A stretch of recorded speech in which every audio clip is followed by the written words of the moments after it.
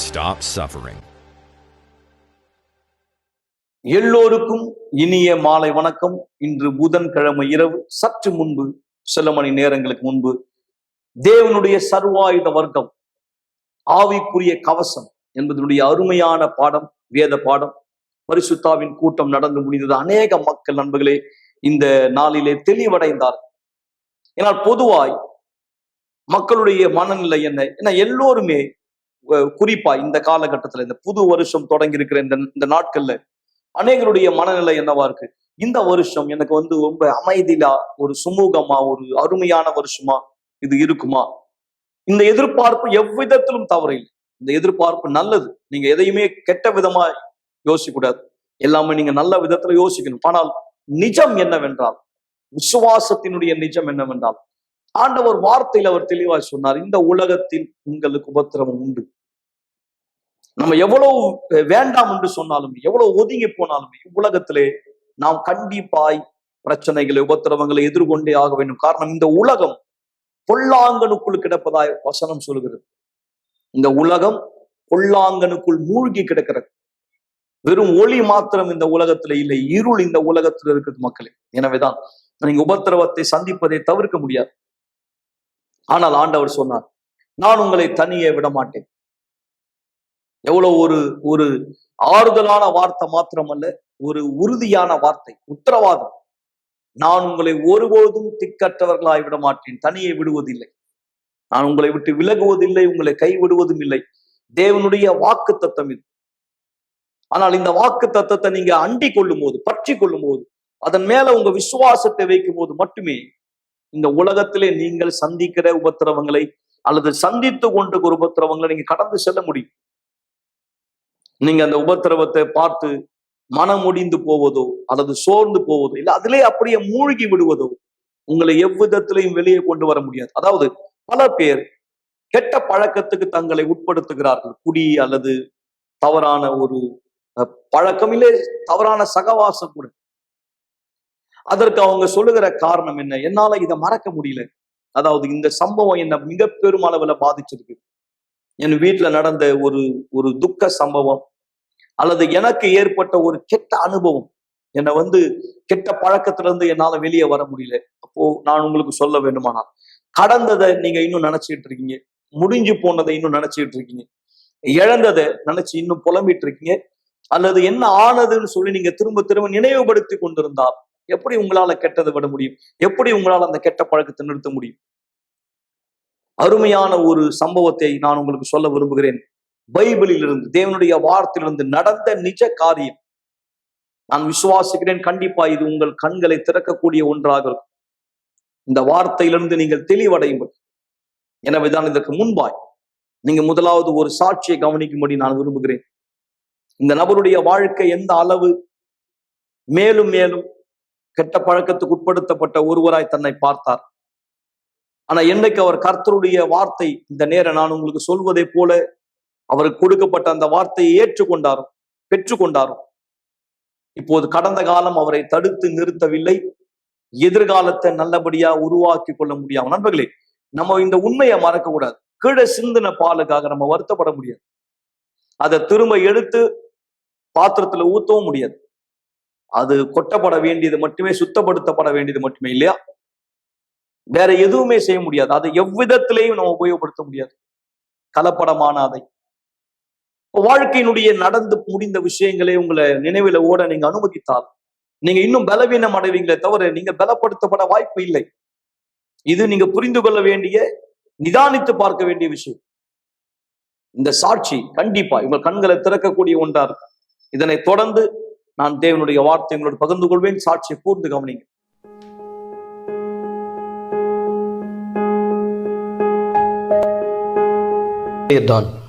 டொபாகோவில் இருக்கிறேன். டொபாகோவில் இருக்கிற யூனிவர்சல் ஆலயத்துக்கு நாங்கள் செல்கிறோம். இது என்னுடைய மனைவி மீனா. டொபாகோவில் இருக்கிற யூனிவர்சல் ஆலயத்துக்கு நாங்கள் செல்வதற்கு முன்பாக வாழ்க்கை அழிக்கப்பட்டிருந்தது. சிறு வயது முதல் நான் குடிப்பழக்கத்துக்கு அடிமையாகிவிட்டேன். என்னால் அந்த குடியை நிறுத்த முடியவில்லை. படிப்படியாய் அது அதிகரித்து எனக்குள் பலமான ஒன்றாக அது மாறிவிட்டது.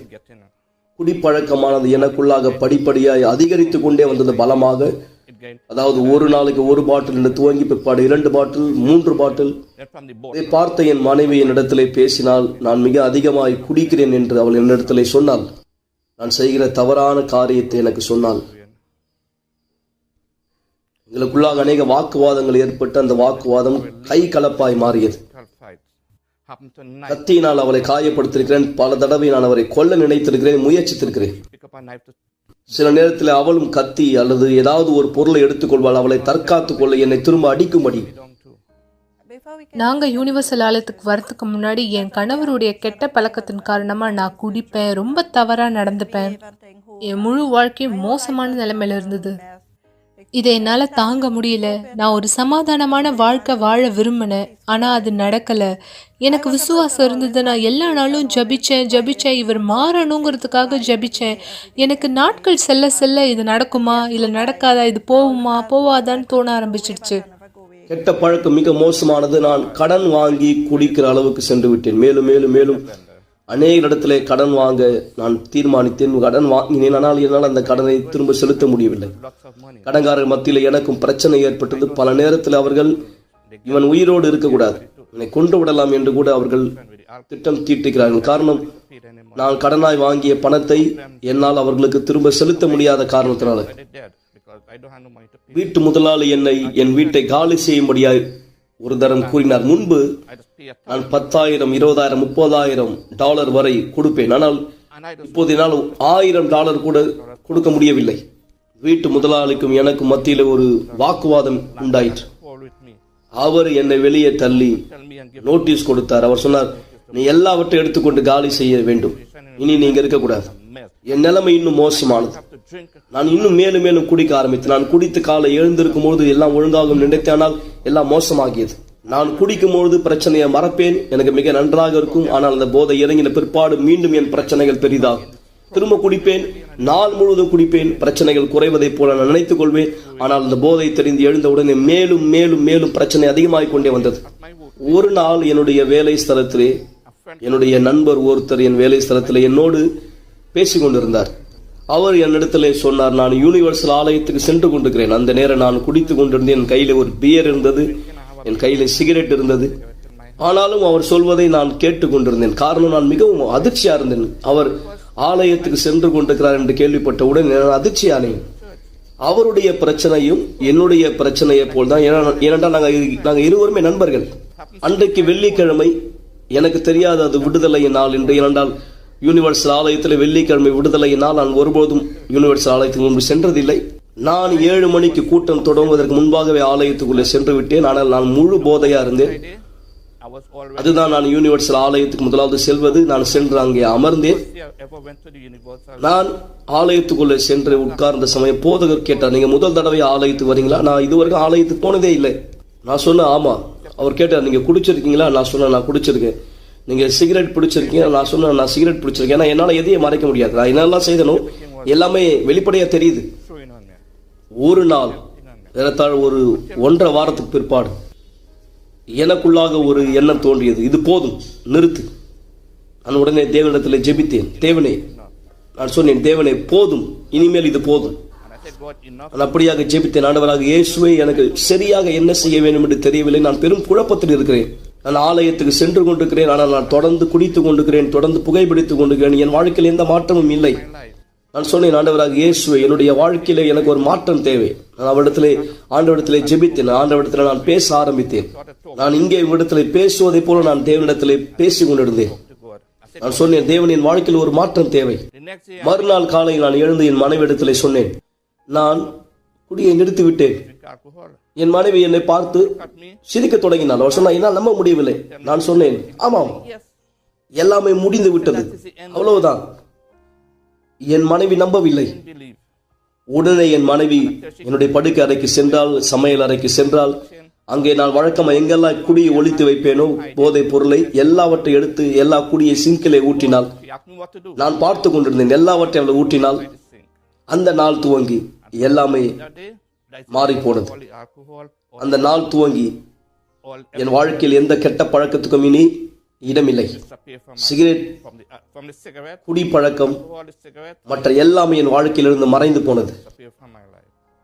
எல்லாமே படிப்படியாய் மாற துவங்கியதால் மெதுவாக படிப்படியாய் எனக்கான கதவுகள், எனக்கான வழிகள், ஒவ்வொரு விதத்திலும் ஒவ்வொரு இடத்திலும் எனக்கான வழிகள் படிப்படியாய் திறக்கப்படுவதை நான் பார்த்தேன். நான் ஒரு சொந்த அபார்ட்மெண்ட் வாங்கினேன், கட்டினேன். உண்மையிலே ஒவ்வொன்றாய் சேர்ந்து கொண்டே வந்தது. அதுக்கு அடுத்த ஆண்டு இன்னொரு அபார்ட்மெண்ட் நான் வாங்கினேன்.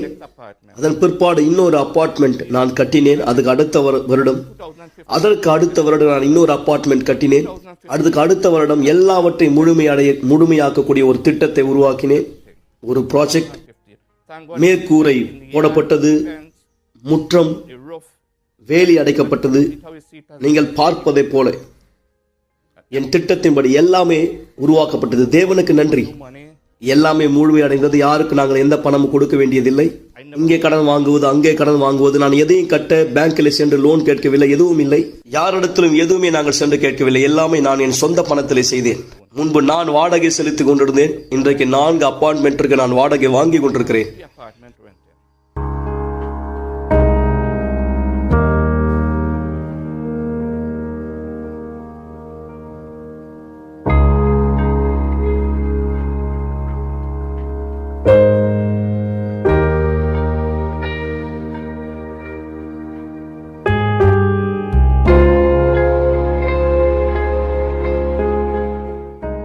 இன்னைக்கு நான் தேவனுக்கு நன்றி செலுத்துறேன். என் வீடு ஆசீர்வாதமா இருக்கு. நான் சமாதானமான ஒரு இடத்துல இருக்கேன். என் வாழ்க்கைய தேவன் அப்படியான விதத்துல மாத்தி இருக்கிறதுனால மக்கள் சில பேர் நம்ப கூட முடியல. இன்னும் சொல்லப்போனா என்னாலேயே நம்ப முடியல. நாங்க எந்த இடத்துல இருந்து வந்திருக்கோம்னு நிறைய பேருக்கு தெரியும். அந்த மக்கள்லாம் சொல்லுவாங்க, மீனா உன் வாழ்க்கை முற்றிலுமா மாற்றப்பட்டிருக்கு, இந்த இடத்துக்கு வர்றதுக்கு நீ ரொம்ப கஷ்டப்பட்டு இருக்கேன்னு சொல்லியிருக்காங்க. ஆனா இன்னைக்கு நான் உங்களுக்கு சொல்றேன், எனக்கு சமாதானமான குடும்பம் இருக்கு, அன்பான கணவர் இருக்காரு. இது ஒரு ஆசீர்வாதமா இருக்கு. நான் இதுக்காக தேவனுக்கு நன்றி செலுத்துறேன். எங்க கிட்ட என்னெல்லாம் இருக்கோ அது எல்லாமே எங்களுக்கு சொந்தமானது. நீங்க யார் இப்ப எங்களை பார்த்துட்டு இருக்கீங்களோ, நான் உங்களுக்கு ஒரு விஷயம் சொல்ல விரும்புறேன். எனக்கு இந்த மாதிரி நடந்தது. உங்களுக்கு கூட ஒரு வேலை நடந்துகிட்டு இருக்கலாம். இந்த மாதிரியான பிரச்சனை, உங்க கணவரை விட்டு போகணும்னு நினைக்கிறீங்க, தற்கொலை முயற்சி எடுக்கணும்னு நினைக்கிறீங்க, பிரச்சனை அதிகமா இருக்குன்னு நினைக்கிறீங்க. ஆனா உங்க விசுவாசத்துல மட்டும் சோர்ந்து போகாதீங்க. தொடர்ந்து தேவனுக்குள்ளாக நிலைச்சிருங்க. தேவன் உங்களுக்கு எல்லாவற்றையும் செய்யக்கூடியவரா இருக்காரு. தேவன் இன்னைக்கு எங்க வாழ்க்கையில செஞ்சிருக்காரு, உங்க வாழ்க்கையிலும் செய்யக்கூடியவரா இருக்கு. மீண்டும் நான் உங்களை வரவேற்கிறேன். இந்த சாட்சியிலே பல விஷயங்கள் உங்களுக்கு தெளிவுபடுத்தப்பட்டிருக்கும். எனக்கு எந்த சந்தேகம் இல்லை. பல விஷயங்கள் உங்களுக்கு தெளிவுபடுத்தப்பட்டிருக்கும். பைபிளிலே லோத்தின் மனைவியை குறித்த ஒரு அருமையான விஷயம் சொல்லப்பட்டிருக்கிறது. லோத்து இருந்த அந்த இடம் சோதோம் குமோரா தேவனுடைய பார்வைக்கு மிகவும் பொல்லாப்பான பட்டணங்களா இருந்தது. கர்த்தர் நியாய தீர்ப்பு செய்யும்படி தூதர்கள் அனுப்பினர். அந்த இடம் அழிக்கப்பட போகிறது, முற்றிலும் அழிக்கப்பட போகிறது, சுட்டெரிக்கப்பட போகிறது, அக்னியால் கந்தகத்தினால சுட்டெறியப்பட போகிறது. அந்த நேரம் தேவ தூதர் லோத்தினோடு அவருடைய மனைவி பிள்ளைகளோடு பேசின பொழுது கொடுக்கப்பட்ட வார்த்தை என்னவென்றால், பின்னிட்டு பாராதீர்கள், பின்னிட்டு பார்க்காதீங்க, திரும்பாதீங்க.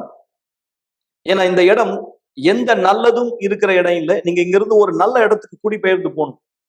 தேவ தூதர்கள் அவர்களை துரிதப்படுத்துவதற்கான காரணம் என்னன்னா, அந்த இடத்துல இனி எந்த நன்மையும் இல்லை. அந்த இடம் தரைமட்டமாக போகிறது. பார்த்து ரசிக்கிறதுக்கோ இல்ல திரும்பி பார்த்து வருந்தறதுக்கோ அங்க எதுவுமே இருக்க போறது இல்லை. தேவ தூதர் தெளிவா சொன்னார், பின்னிட்டு பார்க்க வேண்டாம், முன்னோக்கி ஓடுங்கள், முன்னோக்கி போங்க. அது பிற்பாடு உங்க வாழ்க்கை தொடரும். புத்தம் புதிய வாழ்க்கை ஆரம்பிக்கும். குடும்பத்தோடு ஒரு புது தொடக்கத்தை ஏற்படுத்தலாம். நடந்தது என்ன? அந்த இடத்திலிருந்து புறப்பட்ட லோத்தினுடைய மனைவி, கர்த்தர் அந்த நகரத்தை, அந்த பட்டணம் சுட்டரிக்கப்பட அனுமதிக்கிற அந்த தருணத்துல, அந்த அழிவு நடந்து கொண்டிருக்கிற நேரத்துல பின்னிட்டு திரும்பி பார்த்தாள். பின்னிட்டு திரும்பினாள். தேவன் என்ன செய்ய வேண்டாம் என்று சொன்னாரோ, எதை செய்யக்கூடாது என்று கட்டளை கொடுத்தாரோ, எது வேண்டாம் என்று தவிர்த்தாரோ, அதை லோத்தினுடைய மனைவி செய்த அந்த நேரம் வசனம் சொல்லுகிறது, பின்னிட்டு திரும்பின அவள் உப்பு தூணாய் மாறினாள். வாழ்க்கை நிறுத்தப்பட்டது. வாழ்க்கை நிறுத்தப்பட்டது. பின்னிட்டு பார்ப்பது எவ்வளவு வேணும் நமக்கு நன்மையானது இல்லை நண்பர்களே.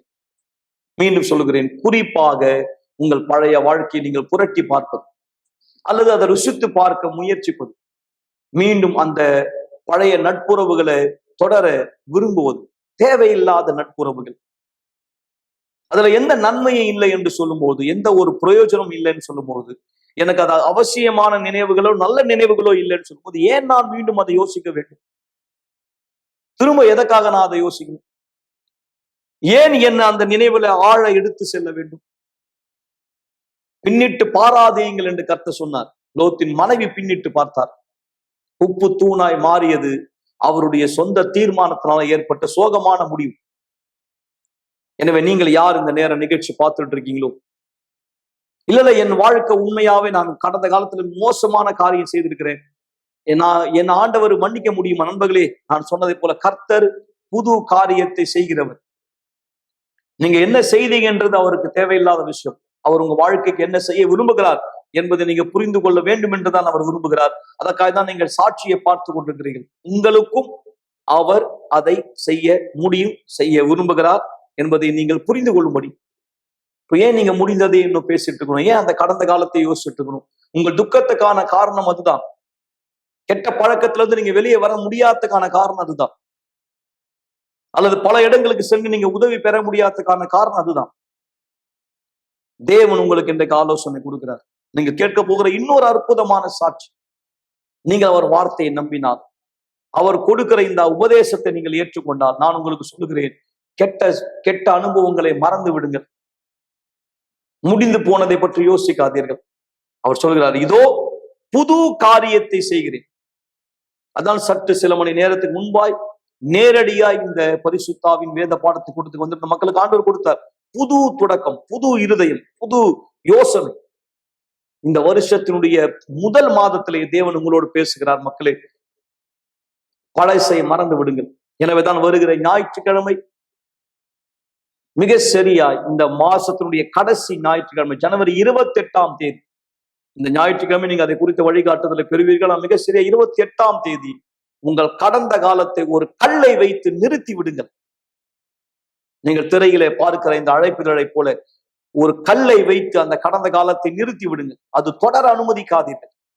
அப்போது புது எதிர்காலத்தை நோக்கி நீங்கள் செல்ல முடியும். இந்த சாட்சி அதற்கு ஒரு மிக சிறந்த ஆதாரம். கூர்ந்து கவனிங்கள். இப்போது வணக்கம், என் பேர் காயத்ரி. எனக்கு 34 வயசு ஆகுது. முன்னாடி என்னுடைய வாழ்க்கை முற்றிலுமா அழிக்கப்பட்டதா இருந்தது. எனக்கு ஆரோக்கியத்துல பிரச்சனை இருந்தது. என்னுடைய குடும்ப வாழ்க்கை முற்றிலுமா உடைக்கப்பட்டதா இருந்தது. அது மட்டும் இல்லாம எனக்கு பெரிய பண பிரச்சனை இருந்தது. என் வாழ்க்கையில எந்த ஒரு பிடிப்புமே இல்லாம இருந்தது. உதாரணமா சொல்லணும் அப்படின்னா, என்னுடைய ஆரோக்கியத்துல எனக்கு என்ன பிரச்சனைனே தெரியல. ஆனா என்னால நடக்க முடியல. ஒரு சின்ன வலியில இருந்து ஆரம்பிச்சது என்னுடைய காலில இருந்து. அதுக்கப்புறமா அந்த வலி கொஞ்சம் கொஞ்சமா அதிகமாகி என்னால சுத்தமா நடக்க முடியாத அளவுக்கு ஆச்சு. அதுக்கப்புறம் நாங்க போகாத இடம் இல்லை, பார்க்காத மருத்துவர்கள் இல்லை. ஆயுர்வேதால இருந்து நாங்க அட்வான்ஸ்ட் வரைக்கும் எல்லா விதமான மருத்துவ செலவுகளும் பண்ணிட்டோம். எல்லா டெஸ்ட்டும் எடுத்துட்டோம். என்னுடைய ஆரோக்கியத்தை சொல்லணும் அப்படின்னா, எனக்கு அதுக்கப்புறம் எந்த ஒரு நம்பிக்கையுமே இல்லாம இருந்தது. என்னுடைய குடும்ப வாழ்க்கையில சொல்லணும் அப்படின்னா, என்னுடைய குடும்பம் பிரிக்கப்பட்டதா இருந்தது. ஒற்றுமை இல்லாம இருந்தது. கெட்ட பழக்கங்கள் நிறைந்ததா இருந்தது. நிறைய பேருக்குள்ள, எங்க குடும்பத்துக்குள்ள நிறைய பிரிவினைகள், சண்டைகள், எப்பவுமே கெட்ட வார்த்தைகள், அந்த மாதிரியான பிரச்சனை நிறைய இருந்தது.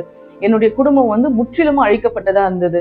அது மட்டும் இல்லாம எனக்குள்ள தனிமை உணர்வு இருந்தது, பலவீனங்கள் இருந்தது. என்னுடைய வாழ்க்கை எப்படி ஆகும்ன்ற கேள்விக்குறியாதான் என் வாழ்க்கை இருந்தது. உதாரணமா சொல்லணும் அப்படின்னா, என்னுடைய வாழ்க்கையில இருக்க பிரச்சனைகளை தீர்க்கறதுக்காக நான் எல்லார்கிட்டையுமே போயிருப்பேன் அப்படின்னு நான் சொல்லலாம். நான் என்னுடைய ஆரோக்கியத்துல இருக்க பிரச்சனையை தீர்க்கறதுக்காக எல்லா மருத்துவர்கள்கிட்ட போனேன். எல்லா விதமான, அதாவது மருத்துவர்கள் அடையாளப்படுத்துற இந்த உலகத்துக்குரிய பலிப்பீடத்துக்கு போனேன். மருத்துவருடைய பலிப்பீடத்துக்கு போனேன். அதுக்கப்புறம் எனக்கு தெரிஞ்ச எல்லார்கிட்டையும் போனேன். யாரெல்லாம் என்னை பார்க்க வராங்களோ, என் மேல பரிதாபப்பட்டு பார்க்க வராங்களோ, அவங்க எல்லார்கிட்டையுமே ஏதாவது ஒரு பலிப்பீடம் இருக்குமா, எந்த இடத்துல நான் தியாகம் செஞ்சா என்னுடைய வாழ்க்கை சரியாகும், எனக்கு இந்த குணமாக்குதல் கிடைக்கும் அப்படின்னு என்னுடைய கண்ணில் பட்ட, நான் காதுல கேட்ட எல்லா பலிப்பீடங்களிலும் நான் என்னுடைய தியாகத்தை செஞ்சிருக்கேன். இது என்னுடைய ஆரோக்கியத்திற்காக. அது மட்டும் இல்லாம என் குடும்ப வாழ்க்கைக்காக, என்னுடைய அப்பா குடிக்கிறத நிறுத்துறதுக்காக, என்னுடைய வீட்டுல இருக்கக்கூடிய பிரச்சனைகள் தீர்க்கிறதுக்காக, என்னுடைய குடும்பத்தார், என்னுடைய உறவினர், என்னுடைய நண்பர்கள், யார்கிட்டலாம் என்னால என்ன சொல்ல முடியுமோ, என்ன செய்ய முடியுமோ, என்னுடைய தியாகங்களை அவங்களுடைய பலிப்பீடத்துல நான் என்னுடைய முடிஞ்ச எல்லாத்தையுமே செஞ்சிருக்கேன். நான் இது எல்லாமே செஞ்சிருந்தாலும் கூட, இந்த எல்லா பலிப்பீடங்களிலையும், எனக்கு தெரிஞ்ச எல்லா பலிப்பீடங்களையும், என்னுடைய எல்லா தியாகத்தையும் நான் செஞ்சிருந்தாலும் கூட இதற்கான வழி என்னால கண்டுபிடிக்க முடியல. இதனுடைய விடுதலையை, அதாவது என்னுடைய வாழ்க்கையில இந்த விடுதலையை என்னால பார்க்க முடியல. இந்த மாதிரி நிலைமையில தான் நான் யூனிவர்சல் ஆலயத்துக்கு அழைக்கப்பட்டேன். வாலிப குழு மூலமா என்னுடைய சகோதரி அழைக்கப்பட்டாங்க. முதல் முறையா நாங்க ஆலயத்துக்கு வந்தோம். என்னுடைய உடல்நிலை காரணமாக நாங்க வந்து முதல்ல குணமாக்குதல் ஜபத்துக்காக தான் வந்தேன். பலிப்பெடுத்தல் மேல எனக்கு ஞாபகம் இருக்கு, என்னால் நடக்க முடியாது, என்னை வந்து தூக்கிட்டு தான் வந்தாங்க. என்னுடைய கால் வந்து அசைக்கவே முடியாது. கிட்டத்தட்ட ஒரு 8 மாசம் என்னால் நடக்க முடியாம இருந்தது. அதுக்கப்புறம் பலிப்பெடுத்தல் மேல பாஸ்டர் கேட்டார், யார் நீங்க வந்து உங்க வாழ்க்கையை தேவனுக்காக பலிப்பெடுத்தல கொடுக்க விரும்புறீங்களோ உங்க விசுவாசத்தை தயார்படுத்த, உங்க விசுவாசத்தை செயல்படுத்த பலிப்பெடுத்தல் மேல வாங்கன்னு கூப்பிட்டாங்க. நான் முதல் ஜபத்துல மேல ஏறி போய் அந்த விசுவாசனுடைய ஜபத்துல கலந்துட்டேன். நான் சொன்னது, தேவனே, நான் இது வரைக்கும் எல்லா பலிப்பீடங்களையும் என்னோட தியாகம் செஞ்சிருக்கேன். ஆனா இன்னைக்கு இந்த பலிப்பீடத்துல, உங்களுடைய உயிருள்ள தேவனுடைய பலிப்பீடத்துல என் வாழ்க்கையை நான் கொடுக்க போறேன்னு சொல்லி நான் வந்து என்னுடைய முதல் ஜபத்துல நான் கலந்துக்கிட்டேன். நான் உண்மையான பலிப்பீடத்துக்கு வந்த பிற்பாடு, உண்மையான தியாகம் என்னன்னு தெரிஞ்சுக்கிட்ட பிற்பாடு, நான் அதை தேவனுக்காக செஞ்ச பிற்பாடு என்னுடைய வாழ்க்கையில எல்லா விதமான ஆசீர்வாதங்களையும் நான் பார்த்தேன். என்னுடைய குடும்பம் மாத்தப்பட்டது, என்னுடைய ஆரோக்கியத்துல நான் குணமாக்குதலை வந்து பெற்றேன். அது மட்டும் இல்லாம இந்த சரீரபூர்வமான ஆசீர்வாதங்கள் நான் பெற்றாலும் கூட எனக்குள்ள வந்து தனிமை உணர்வு இருந்தது, வெறுமையான எண்ணம் இருந்தது. அதுக்கப்புறம் நான் பரிசுத்த ஆவியை பத்தி கேள்விப்பட்டேன். பரிசுத்த ஆவிக்காக வந்து என்னுடைய எல்லாத்தையுமே நான் பலிப்பீடத்துல தியாகம் பண்ணேன். என்னுடைய 100% நான் தேவனுக்காக கொடுத்தேன், அவருடைய ஆவியை நான் பெறதுக்காக. அந்த நாள்ல வந்து தேவன் எனக்கு அவருடைய ஆவியினால் அபிஷேகம் கொடுத்தார். அது வந்து ரொம்ப அருமையான ஒரு நாளா இருந்தது. நான் புரிஞ்சுக்கிட்டேன், உலகத்துல இருக்கிற எந்த பலிப்பீடமும் உயிருள்ள தேவனுடைய பலிப்பீடம் போல இருக்காது. என்னுடைய 100% நான் தேவனுக்காக கொடுக்கும் பொழுது அவருடைய 100% அவருக்காக கொடுத்தார். இன்னைக்கு என்னுடைய வாழ்க்கை ஆசீர்வாதமா இருக்கு. நான் ரொம்ப சந்தோஷமாவும் சமாதானமும் இருக்கு. தேவனுடைய எல்லாவற்றையும் பெற்ற ஒரு நபரா. யார் மக்களுக்கு வந்து விசுவாசம் இல்லைன்னு சொல்ல முடியாது. ஏன்னா எனக்குமே நிறைய விசுவாசம் இருந்தது. ஆனா அவங்க எந்த இடத்துல அந்த விசுவாசத்தை வெளிப்படுத்துறாங்கன்றதுதான் விஷயம்.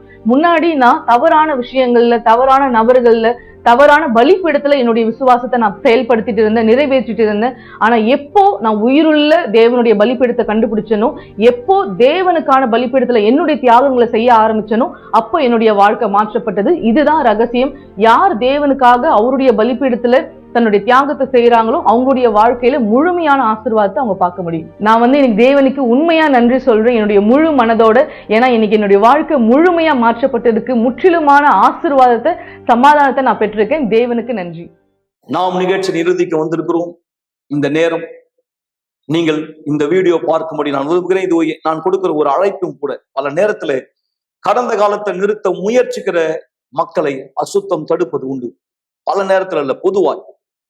ஏனால் நீங்க கடந்த காலத்திலே வாழும்படி விரும்புகிறவன் அவன் தான். அந்த கெட்ட அனுபவத்தினுடைய பாதிப்பிலே வெள்ளிக்கிழமை கடைசி வாரம், 12வது வாரம், இந்த வெள்ளிக்கிழமை நாம் இந்த விசுவாசத்துல முன்னோக்கி செல்ல போகிறோம். எல்லா எதிர்மறையான சக்திகள் நீங்க, மூடப்பட்ட கதவுகள் உங்களுக்காக திறக்கப்பட இந்த வீடியோ பாருங்கள். நாங்கள் என்ன செய்ய போகிறோம் நீங்க தெரிந்து கொள்ளும்படி நீங்கள் விசேஷமாய் எங்களோடு இணைய நீங்கள் வரவேற்கப்படுகிறீர்கள். உங்கள் வாழ்க்கை இப்படியா இருக்கிறதா? தவிப்பிலே இருக்கிறீர்களா? கடன், திருமண வாழ்க்கை சந்தோஷம் இல்லை, வியாதியோடு, மனக்கவலையோடு, சந்தோஷம் இல்லாமல், பயத்தோடு, சந்தேகத்தோடு இருக்கிறீர்களா? உங்களுக்காக முதல் முறையாக அபிஷேகம் செய்த எண்ணெயை உங்களுக்காய் கொண்டு வருகிறோம். பிலதெல்பியா என்கிற ஆலயத்தில் கொண்டு வரப்பட்ட எண்ணெய் உள்ளவரும், சத்திய உள்ளவரும், தாவீது திறவுகோலை உடையவரும், ஒருவர் பூட்டக்கூடாதபடிக்கு திறக்கிறவரும், ஒருவர் திறக்கக்கூடாதபடிக்கு பூட்டுகிறவர் சொல்லுகிறவதாவது, விசுவாசத்தோடு ஒரு ரோஜாவை உங்களுடைய கரத்தில் கொண்டு வாருங்கள். விசுவாசத்தினால் அந்த ரோஜா பூவை எங்கே வைப்பீர்களோ எல்லா கதவுகள் திறக்கப்பட வேண்டும் என்பதற்காக விசுவாசத்தினால் தேவனை நோக்கி நாம் கேட்போம்.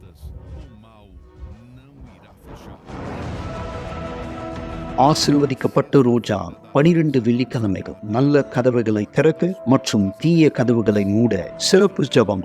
மாலை 7 மணி, 282 681 1000 விளக்கு, அண்ணா சாலை, சென்னை 6,00,006. இது யூனிவர்சல் ஆலயத்தில் இந்தியாவில் எல்லா கிளை சபையிலும் நடைபெறும்.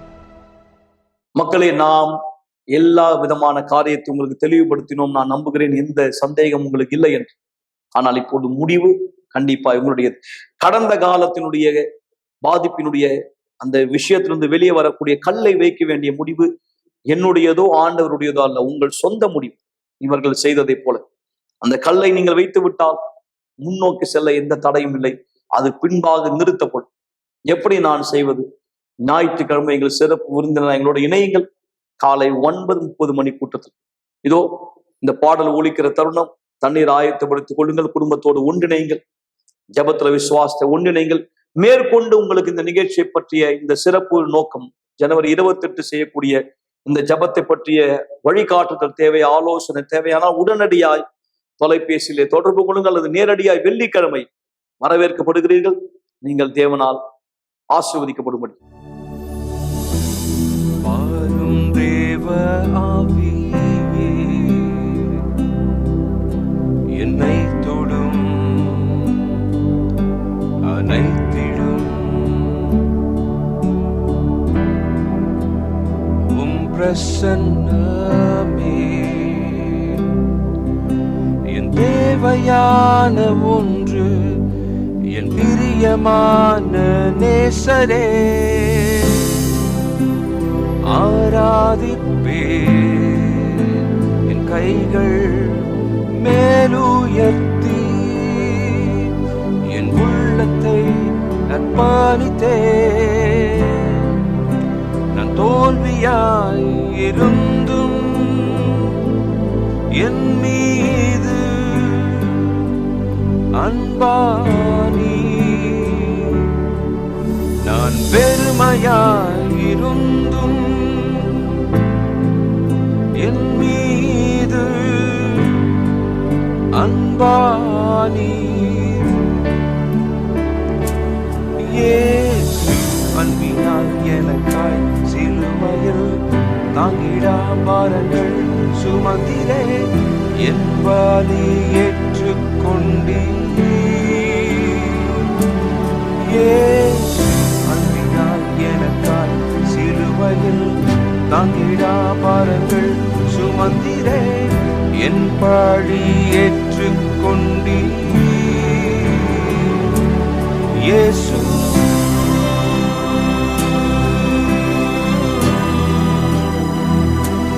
இயேசு உம் நாமம் பெரியதே.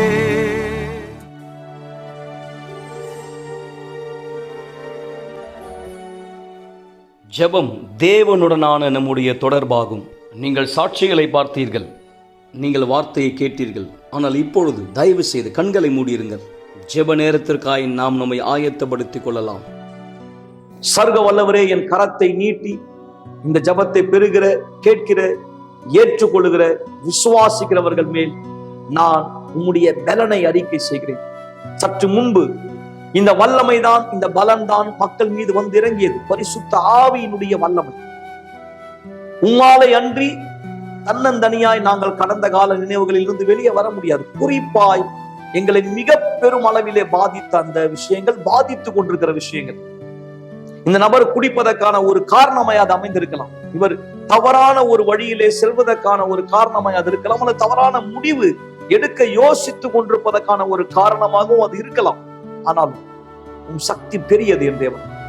இந்த தவறான முடிவுகளினுடைய அந்த எண்ணத்தை நீக்கும். அந்த பழைய நினைவில் இருக்கிற இந்த நபர் அதிலே ஒரு கல்லை வைத்து அதை நிறுத்த உதவி செய்யும்.